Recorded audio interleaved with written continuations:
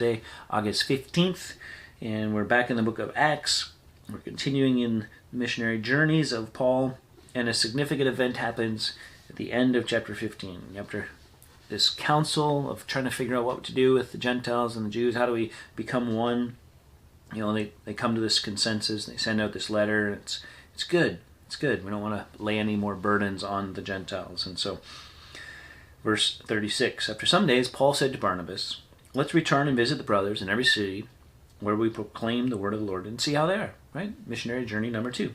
Barnabas wanted to take with him John called Mark, and Paul thought best not to take with him one who had withdrawn from them in Pamphylia and had not gone with them to the work.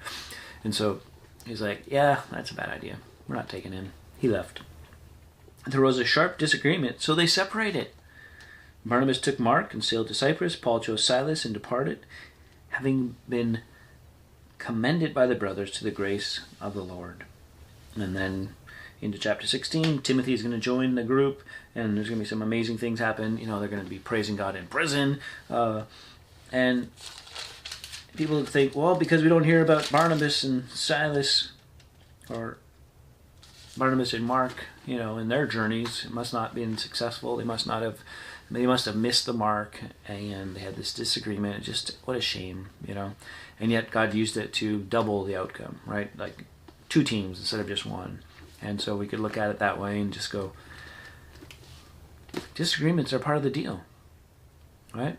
How we go after those matters, right? I don't think there's a spot here in the book of Acts or in any of Paul's writings where he goes, man, that snake, Barnabas, you know, we were so close and then he just decided. No, right? There would be nothing but good things to say. They were able to have a sharp disagreement. Like, this wasn't just like, yeah, I like red, I like blue, right? It was a sharp disagreement, and yet there's still love there. There's no indication anywhere, you know, throughout the Bible that there was any lasting animosity or superiority or anything like that. And so we just got to be careful when we have disagreements with someone. Maybe God's allowing it for a purpose that we don't see at the moment. Maybe it's part of God's plans to increase the work in a way that we can't foresee. Maybe God's got some things to teach us and to teach the other party, right? Sometimes that's how God works, through disagreements. Maybe it's part of discipline even. And maybe there is a sin and that needs to be dealt with, and so God's allowing something to fall apart. Man, there's just way too much to kind of just sort of generalize it. But as Paul goes off, you know, and so I think because of a lack of something, we can't make a definitive statement, right? Because there's a lack of, here's what Barnabas was doing on his missionary journeys, right? We can't just say, well, therefore, you know, it's not recorded, so therefore he missed the boat. No, just go with what's here, right? Don't try to add in, fill in the blanks. So chapter 16, they end up in jail.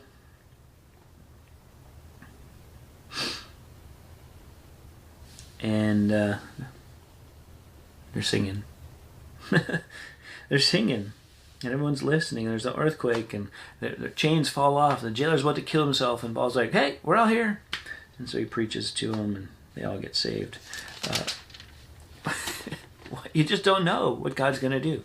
Right? And I think that's the beauty that the book of Acts is revealing to us. It's not a formula of how to go about things. It's just simply walk with the Lord, be led by the Spirit, and allow the opportunities to come as God presents them. And then just be bold, because that's what the Holy Spirit's going to give you. He's going to give you the power, the ability, the dynamite power to speak forth the truth in the right season and the right time. Till next time, keep growing little by little.